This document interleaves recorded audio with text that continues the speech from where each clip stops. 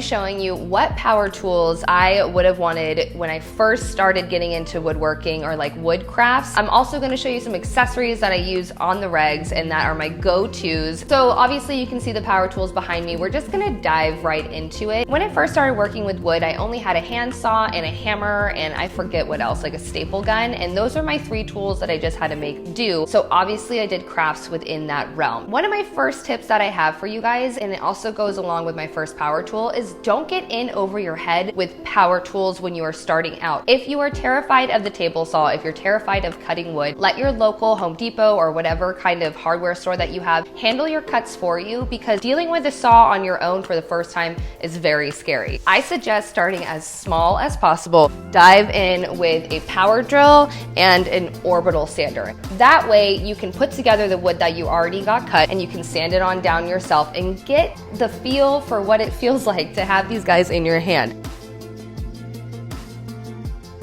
Even though both these tools seem very, very, very simple, they are actually not difficult to handle, but it does take you a second to get the hang of how to sand properly, and it also takes you a second to learn how to use your drill to its full capacity with other drill bits versus just screwing stuff in. The reason that I say start with a power drill and a sander is because these aren't too scary. It's something that you can actually get your hands on and not feel like you need to do a ton of research on. They're very self-explanatory. When you do have power tools, I used to only have 1 battery. I feel like this is a total no-brainer, but when you start to work with power tools, don't just have 1 battery. Right now I only have 2, but I wish I had 6. Definitely have on hand more than 1 battery, and always, always, always have them on the charger. The cool thing about these guys is they charge in 30 minutes. I'm also gonna show you an unexpected power tool that really will help you, that is also Ryobi compatible, and that is this handy dandy vacuum. This guy is just surprisingly handy. Anytime I'm working on a project and I want the dust to get out of my way, I can just grab this guy. It works with my batteries for my other power tools.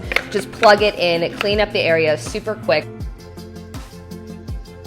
I like having a power vacuum on hand because not only is it useful to just kind of clean up your workshop as you go, but when you're like actually demoing a room and you want to get the dust out of the corners, this guy is my go-to. He's not really having to do anything with woodworking, but he does make your life a lot easier. My next tip kind of goes hand in hand with the tools I'm about to show you because it's all about progression. When you're working with wood, I started with my handsaw and literally no power tools for a really long time until I was like, this is just enough. I'm wasting more time doing this by my hand than grabbing my balls and just learning how to use the tool. Now, I know it's all about breaking out of comfort levels to kind of level up with your woodworking, but really when you start out, you want to be comfortable with the project in front of you. If you're not comfortable with the project in front of you, any tool that it involves, see if you can supplement it or get it done at your local hardware store. And the reason I say that is because it's just purely based off my frustration. When I dove into a project too quickly and I didn't know how to use the power tool, it quickly became more of a nuisance to do the project than it was fun, and I ended up breaking it or throwing it away because I wasn't ready to progress into that tool. That being said, if you do feel like you can move on, I do suggest purchasing a circular saw over a table saw to begin with, because again, this is going to be a little bit less of an investment for you, and there's a lot of projects that you can do with just a circular saw. This next tool, I literally wish I had him the minute I started using a hammer and nail, because hammer and nails is like tried and true, don't get me wrong, but this nail gun is a life changer. It kind of looks chunky and aggressive, but he's not. He is so rad. Normally you need a nail gun that has like an air compression. This guy, again, just uses the wireless battery and you can take it everywhere, which is one of my like absolute loves for this thing.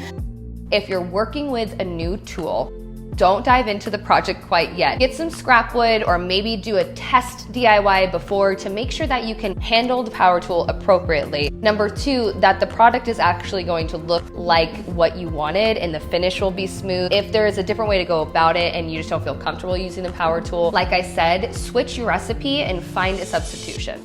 Power tools are definitely a way to level up any DIY game, but again, it's all about being comfortable and wanting to dive in and take that leap. I don't just want to show you guys the power tools I would have used, but also the accessories that I still use on a daily basis for all my projects that I feel like people don't really mention. First things first, if you're getting a power drill, get an actual drill bit kit, a larger one, and thank me later. You won't have to run back to the store a million times. Have various tapes on hand, whether it's for trimming a room or helping you hold a project together. It's going to help you when you least expect it. Same thing with hammers. I have a regular one and a stud one, and then I picked up a mallet at my 99-cent store, and you'll be actually surprised what kind of tools they have there, so check that out as well. Not only are you going to want safety glasses, but you will want to get the proper shoes, and you will also want to get some hearing protection if you are using power tools, along with like a face ventilation mask type of situation when you're doing stain, paint, and sanding. I wish I had a larger level to show you as well. That is something I need to actually invest in too, but you want to get some form of a level, either if it's small or big. I actually have to move up to a larger one because I have larger builds, so just assess your project that you have on hand. Same thing goes with clamps. I have these little baby 4-inchers. I need like 48 inches or 36 inches,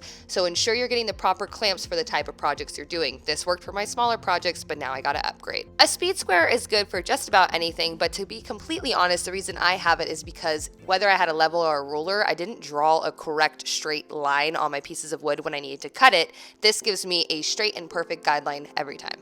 Alongside having different size clamps and different size levels, you also want to have different size rulers. So just invest where you can and pick up smaller to larger ones, all again, depending on the types of project that you are conquering. And do not forget to get a measuring tape. I forgot to put that in here. These are just some side tips that don't have to do with the power tools. The first one is don't skip. If you're really interested in getting into power tools, I know not everybody has a budget, but you know how to budget your money. If you have a specific amount for a tool, I suggest you save up a little bit more and invest a little bit more to get something that is going to last you versus buying something for $15, using it 3 times and it breaking, and then you giving up on power tools.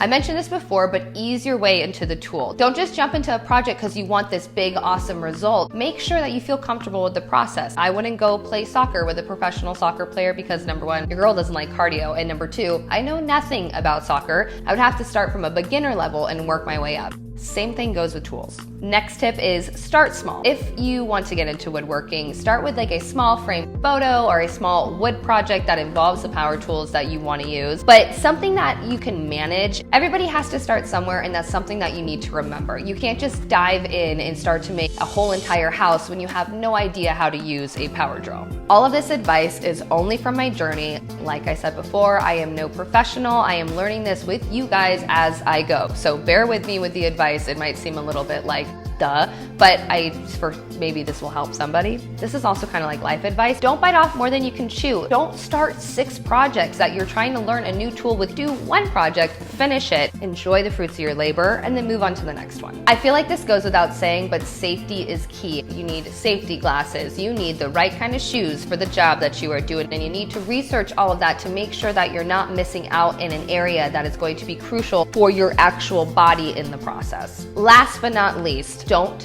compare yourself on your journey to woodworking to somebody else's. And again, this is a piece of life advice. Don't look at someone's middle when you're at your beginning, because yes, it gets frustrating and you want to kind of rush the process. Woodworking, power tools, and safety, those 3 things are things you cannot rush. And also the skill that comes with it is something that you can't get overnight. You really need to learn the tools. You need to take the time, and you need to make sure that you are doing it right, because again, the projects are going to work for you if you're not. That's something about wood that I learned quickly. I hope that this video helps at least one of you guys out there. It's just my real, raw, and honest advice for how I got into woodworking, and I hope this video makes sense when I edit it back because I said so much in such a little amount of time.